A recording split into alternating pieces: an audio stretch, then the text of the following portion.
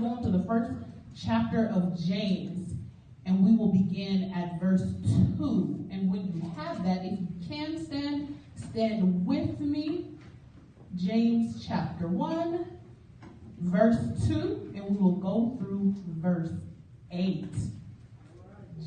James chapter 1, verse 2 through verse 8. Pastor tells us all the time, if you need to use a table of contents, please do. It's there for us. I used it for many years. There are still some days. If I question something, I go right to the table of contents. All right, I will begin reading at verse 2. And I'm reading first from the New King James Version. It says, "My brethren, count it all joy when you fall into various trials, knowing that the testing of your faith produces patience." And in the NIV version, it says, "Your faith produces perseverance. But let patience have its perfect work, that you may be perfect and complete, lacking nothing." Verse 5, "If any of you lacks wisdom, let him ask of God, who gives to all liberally without reproach, and it will be given to him. But let him ask in faith with no doubting. For he who doubts is like a wave of the sea, driven and tossed by the wind." Verse 7, "For let not that man suppose that he will receive anything from the Lord. He is a double-minded man, unstable in all his ways." And quickly, I'm going to read from the Message version, so you can keep following along in your version, but this is going to open it up just a little bit more. Verse 2, "Consider it a sheer joy, friends, when tests and challenges come at you from all sides. You know that under pressure, your faith life is forced into the open and shows its true colors. So don't try to get out of anything prematurely. Let it do its work so you become mature and well-developed, not deficit in any way." Verse 5, "If you don't know what you're doing, pray to the Father. He loves to help. You'll get his help and won't be condescending to when you ask for it. Ask boldly, believingly, without a second thought. People who worry their prayers are like wind-whipped waves.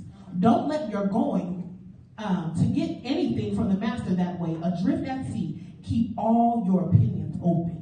May the Lord have a blessing to the readers and the doers of his word. You may have a seat. If you all will hold up your word, hold up your Bible, and repeat after me if I can turn it the right way. I am, because it says I am. I can, because it says I can. I will, because it says I will. Thanks be to God that I have new life. All right. I think we're ready. So there are many times when we as people, we as individuals go through situations over and over and over and over and over again and continuously wonder why we can't seem to get out of them. We may see the light at the end of the tunnel, but the road leading to that very light has some twists and turns that we could probably emotionally do without. If we could choose, we could leave them, or so we thought. You may have heard the three of us say it a few times before, but I will never pray for someone to have patience. I wouldn't do that to you. I would even be cautious to tell someone to pray for a stronger sense of perseverance. Then again, it kind of just depends on the individual. There are sometimes we can tell if someone is ready to go to that next stage. But for the majority of us, I'm not going to tell you to pray for patience or perseverance, because once you do, and you have to experience it a little bit more, we might hear some choice words that we're trying to diminish on, but I don't want to put you in that situation. So I'm not going to tell everybody to pray for patience or pray for perseverance. In this very passage, it tells us that the testing of faith produces perseverance. But many of us may not have the level of faith that is necessary to battle the situations that require a strong load of perseverance. Therefore, God doesn't put us all into situations he knows we aren't ready for. Some aren't ready to experience being broke, as in financially. The individual that can't handle this would go completely crazy if they ever saw their bank account go into the negative. I can't say what you'll do, but I'm not sure a smile and some good choice words would be the first thing that came out your mouth. Others can't handle being really sick. As strong as my mom is, if God would have given her that cancer in 2016, there's no telling what her emotions would have done. So he said 2017 is the year because you can handle it. There's a sense of preparation that I've given you. I'm going to give this to you now. Don't worry, I'm going to get you through. But you weren't ready in August for me to tell you had this. We had to wait till October. I believe it was in October. So by that time, she was ready emotionally and spiritually to handle it. Before that, it may have been a situation that caused the emotions to spiral completely out of control.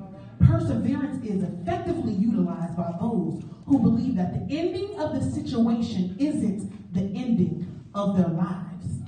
In verse 3, if we enter into this lesson or this season where perseverance has shown to be the only way to get through, don't give up.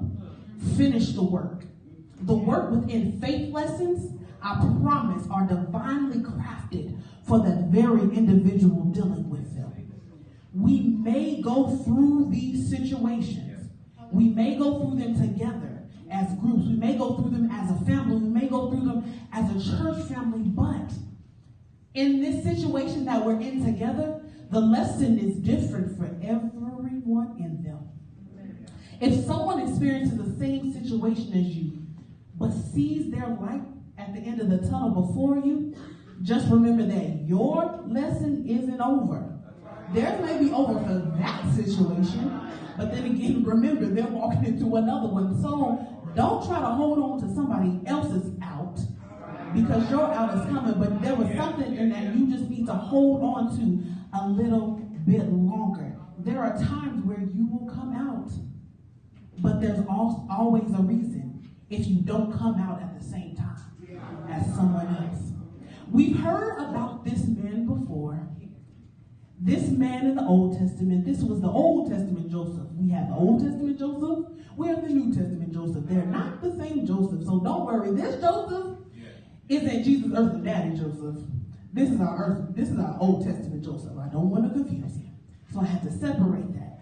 But Joseph had some rocky times in his life. And these times could have broken him all the way down if it weren't for the fact that he learned to utilize what God gave him. Joseph's brothers hated him because he was favored by their father. His brothers sold him, lied about his death, and then just went on about their lives like nothing had even happened. Even after all of those years of turmoil that Joseph went through, he didn't give up on God, but yet held on because he knew that his situation was due to the misunderstandings of earthly beings. Then we hear about another brother. This brother's name is Job. Job's life was pretty content due to him understanding that God truly ruled over the lives of him and his family. The amazing thing about Job's story is that we are absolutely told without a doubt that God gave Satan permission to mess with Job. He gave him permission 2 times to mess with this man. So if God has given somebody permission to mess with you, I can almost guarantee that lesson is going to be a little rough. Because God knows what this individual can handle. So your lesson, hold on. Can you even imagine a conversation between God and the devil regarding the permissive turmoil that you were going to go through? A conversation where God is just standing next to the enemy saying, oh, I know my child. I know what he's done. I know who he is. I know his heart. But devil, I know you too. I know you're going to do as much as you can. Go ahead. Watch.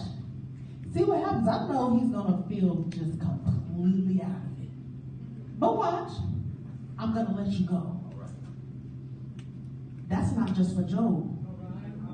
We go through that too. This is just the story that's in the Bible.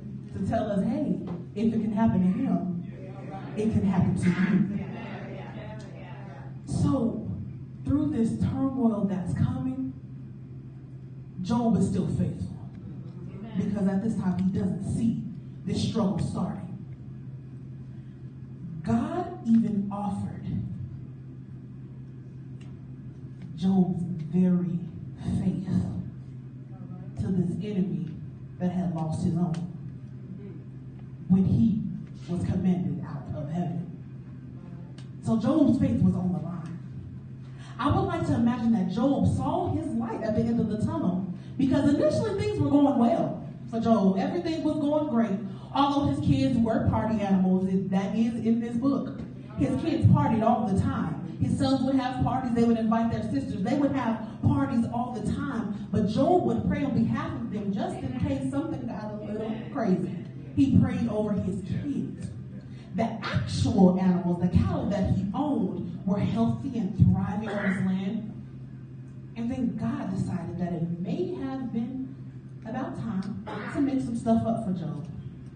He wanted things to happen to prove Job's faith. Actually, I don't know if saying mix some things up is actually a term that would appropriately describe what Job went through.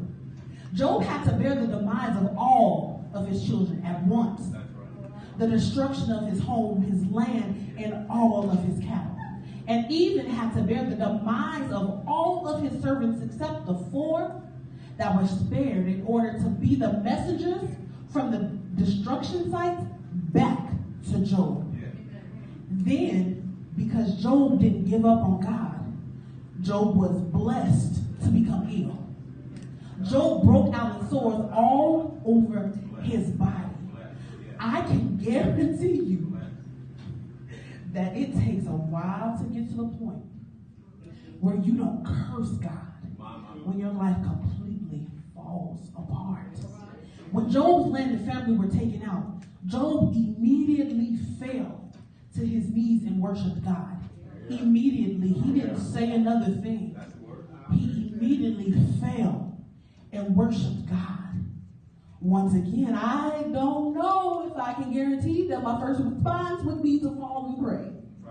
If I have just lost everything I know and my body is racking in pain, I have blisters and sores all over my body, I don't know if prayer is my first thought.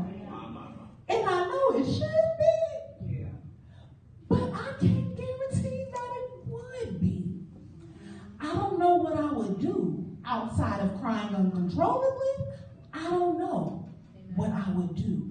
But his physical illness overtook his body. But Job still didn't give up. He still didn't give up on God. Even through all of the physical and emotional pain he was enduring, Job held on to his faith and the understanding that God only allowed this affliction to take place for a lesson to be learned. We think about our trials and tribulations as roadblocks in our life.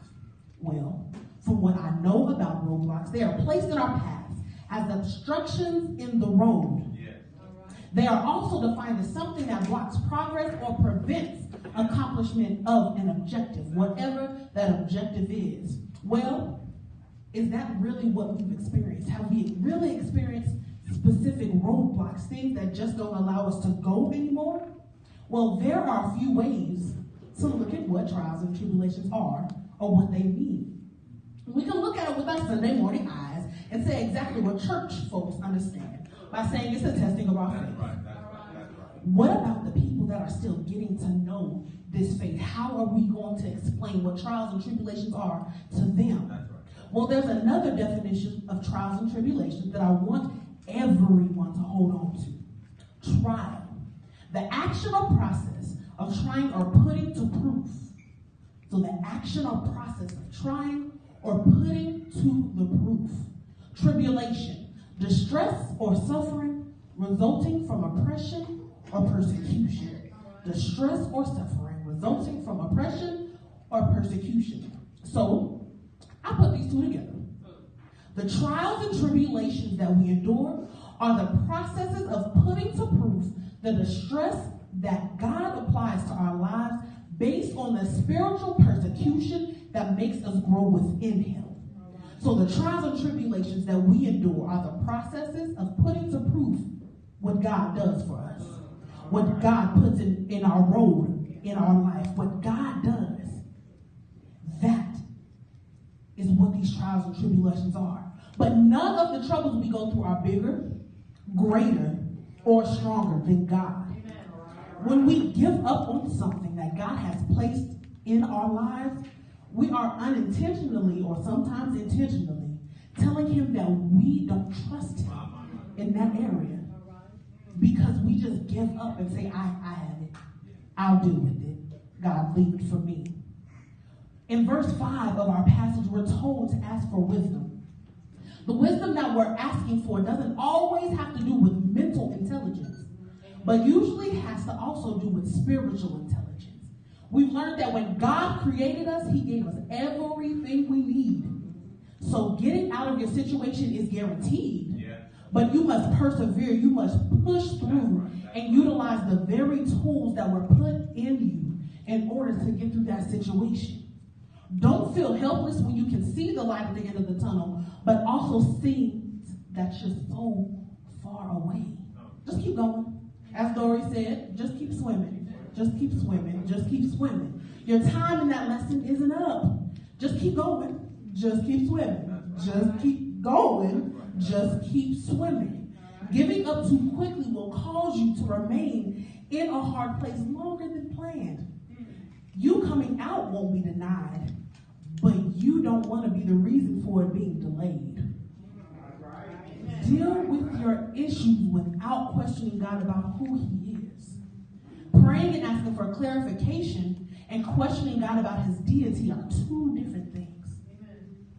Life is difficult. Yeah. We find ourselves in places that we never dreamt of. Yes, life is difficult, but you're here. Life is difficult. You've been on some roads that have these trials and tribulations, but you're here. So remember that your coming out is not denied.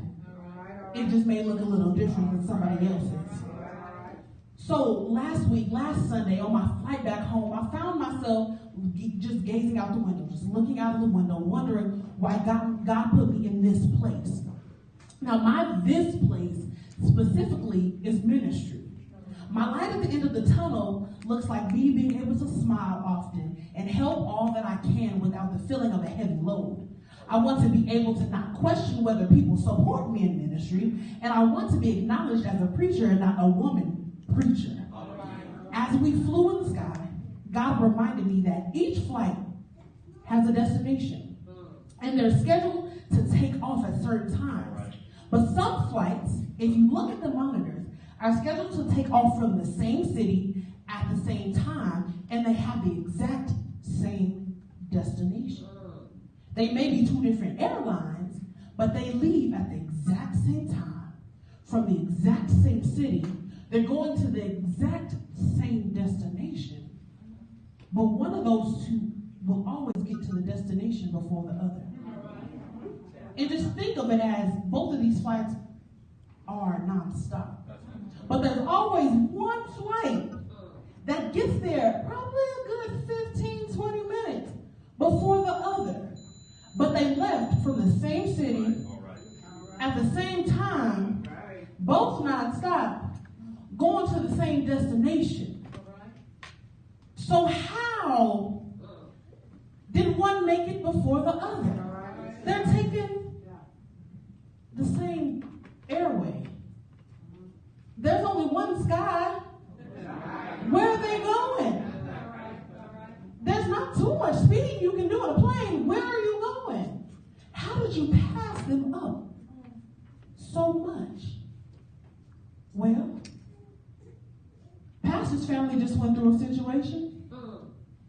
They all went through the situation on the same day, at the same time, but their destinations will be reached at different times, maybe different days, and in different ways. So don't look at somebody else's out and measure where you should be. Because you'll be disappointed. I'm sorry to tell you. You'll be disappointed. Because you're out. Your destination isn't going to be their destination on the same day, at the same time, in the same way. So don't be puzzled about your road. Because God already had it planned. God reminded me, and this is all in the span of like 30 minutes sitting on the flight, gazing out the window. He reminded me that our final destination must be reached in His time. When He says so. Your route is always based on what He plans out, what He maps out. Your journey may include heartbreak, torment, pain, affliction, but I still need you to get to your final destination. Once you get there, this, remember, is not the end. This will make it so your next situation isn't completely foreign to you. I can't say it will be easier, but I can say that it won't seem so foreign. The turbulence I felt on the very first flight, that it was years and years ago, the turbulence was heavy, it was hard, it was terrible. But it prepared me for each and every time I've experienced turbulence on a flight since then. So now if I've experienced turbulence, I'm like, turn up the music. I'm okay. But that's because I had to go through something terrible in order for that to not seem so crazy. I can't reach my destination without experiencing those bumps and those rocks. Even on the smoothest flight, there's going to be some bumps and some rocks, especially if you've ever gone through clouds. There is not a time you go through a cloud and it doesn't shake a little bit, because there's something within those clouds that don't want you there. So every time you go through those clouds, it's trying to push you back out. So you're always going to go through some rocks and some shakes when you're getting to your destination. It's okay. You'll be there, because your out can't be reached without experiencing God's turbulence. Proverbs 3 and 12 and Hebrews 6, they remind us that God, He corrects those He loves. So if God corrects those He loves, don't stop loving Him. I need you to love Him. Don't stop loving Him. But know that means you will absolutely go through something. If you love Him, He needs to test your love. He needs to test your faith, simply because you didn't create that love. You didn't create that faith, so He needs to see where it is. He needed to kind of test Job. Like, you've been following me, but you haven't gone through anything, baby. I need to put you through this. And that's exactly what He did. It is our responsibility to apply our faith on all of these situations in order to glorify God. Hold on, because the right way may be bumpy and rocky, but you will make it. Quite recently, I heard or read, it was one of the two, I don't remember, but it was a statement that said, when my life seems to be going too well, I get nervous. When my life seems to be going perfectly, I get a little nervous and start looking around. And after experiencing that, it hit me that I too seem to get a little bewildered. If everything is a little bit too perfect, I watch in anticipation of what's to come. I watch the move of everyone around me. I hold my breath until whatever that it is, until it happens. Reverend Hazard, can I borrow you? Antoine, can I borrow you? We watch. We watch. We watch. We watch. We watch. We watch some more. Reverend Hazard. I can't come right here for me. I love your lives. You guys are awesome. But we watch and we watch and we watch. Just waiting for something to happen. Antoine, you have energy, so I'm using you. I thought last night, I need to use a kid. I said, no, but there's Antoine. So, when I say go, just don't slip. I don't have insurance for this place. It's okay. So when I say go, Reverend Hazard, scoot up a little bit. Bring it right here. When I say go, you're going to enter. Okay? Ooh. Hold the hand for me. All right. So, there are some times where we look at things like a jump rope. So, we see this jump rope and it's turning towards Brother Antoine. Brother Antoine is anticipating his jump in.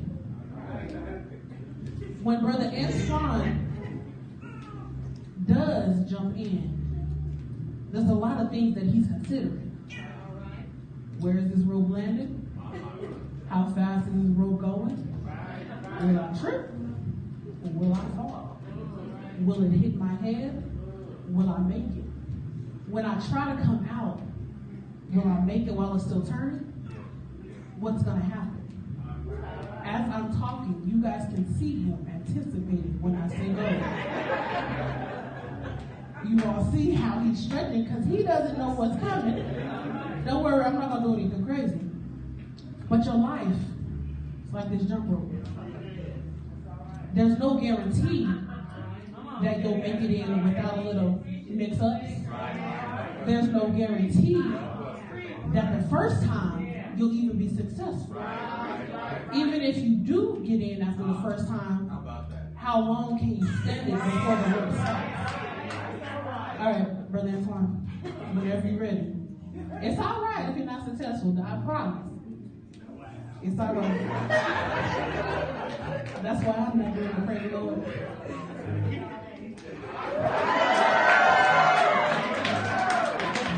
Thank you. So, after all that time, we spun that rope for a good 30 seconds. The whole time we spun this rope, although he was standing here, I don't know if you could really see him, but he was doing this the whole time. He's rocking back and forth because this anticipation is building up. He sees that he has this journey to go on. He sees this journey spinning in front of him. So he's anticipating the entrance. God told us that he corrects those he loves. So we should always be anticipating our entrance. Whenever we go through something, that's like jumping over this rope. When the rope is coming towards us, we're always then anticipating our next move, our next jump. Will my legs get over this rope? Will I make it? Will I fall? Will I trip? But then there's one point where the anticipation stops and you just jump. After you make that jump and you're successful, all right, I'm ready for the next one. I'm ready for this jump. Am I ready? Can I go? Not this time. I'm going to go the next. Oh, I'm ready. And we jump. Then after that jump, we keep going. We keep going. We keep going. And then we start thinking about things that we're going through. And sometimes the rope stops. But after we stop thinking about all this other stuff, after we start putting our faith back into play, we can jump again. We can jump again. We can jump again. And when it's time to exit, we anticipate once again. Because we say, okay, I've done well. I've gotten through it. I've jumped over some of these hurdles. I can make it. God has gotten me here. It's time to exit, but I'm nervous. I don't know what to do. I don't know how to take this. What am I going to do when I get out of this situation? So we anticipate. We anticipate. We anticipate. We anticipate. And we jump out. 99.9% of the time, I guarantee you that when you jump out of a jump rope, you jump out with your hands up. I guarantee you. As a child, we were so excited. If we didn't make it, if we made it out, after not falling, we would jump out. We were just excited. We didn't understand the message in that. We didn't understand. But even after Brother Antoine jumped out, his hands didn't go all the way up, but he was here because he was like, I made it. I'm okay. I didn't jump out, but I'm good. It's because at the end of it all, we realized that God never failed. It may have stopped. We may have had to start again for him to try to go a little bit longer and a little bit longer. But that's the testing of your faith. You need to be tested to see how far you can go. And so the next time you'll know how much further you need to go. And then the time after that, how much further you need to go. And the time after that, how much further you'll need to go. But know that your perseverance, that your push is going to get you further and further each time, because your faith in God is what gets you to that point. It gets you to that very point in your life, because those trials and tribulations didn't catch you by surprise. You knew they were coming because God told you that if you love him, he was going to put you through some stuff. So don't be surprised when you go through it. Now, if you're surprised when you come out, praise anyway. There's things that I go through and I'm like, why? I know I love you. I know you said this, but why? But when I come out, I can guarantee you that I'm going to praise God for that very situation. Reverend Hazard preached a message that said, come out with your hands up. We should never stop coming out with our hands up. Every time you come out of a jump rope situation, come out with your hands up. Every time you go in a jump rope, just keep jumping. Just keep jumping. Just keep jumping. Because I guarantee you, it'll teach you some things. The amount of focus that we apply to our anticipated entrance into something should be the same level of focus we use in the situation. Don't forget that your focus is also needed upon your exit. All of the tools you need to make it through every trial and tribulation, those were placed in you from the beginning, from your beginning. So what you should anticipate is the worship that God is to receive as you enter, as you experience, and as you elevate out of every single seasonal lesson. And I specified seasonal lesson because season A will have a lesson. Season B will have a lesson. Season C will have a lesson. Season D will have a lesson. You must experience something out of every single lesson.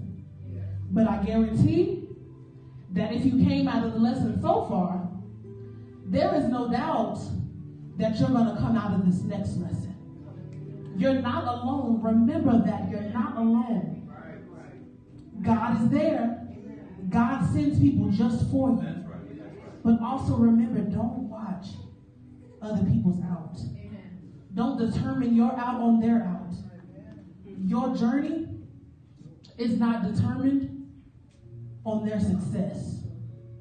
Your journey is determined on the one who created this very journey. He knows every rock in the road.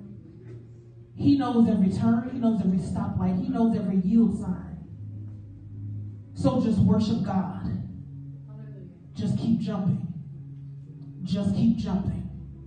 Just keep jumping. Your situations are going to get hard. Just keep jumping. People are going to get on your nerves. Just keep jumping. You're going to want to give up. Just keep jumping. Because your anticipation of your exit is not wrong. Just don't try to create it out. Don't come out too soon. Trust God. Until then, just keep jumping. Your journey's going to end. Just keep jumping. God sees you. Just keep on jumping. And when you come out, it's a worship party. It's all about God. Because other people are watching you. They want to see how you're going to experience life after this journey. You're going to be tired because jumping the rope is tiring. But just keep jumping. Just keep jumping your journey. Your journey is for your own strength. So the journey is not over until God says that it's over.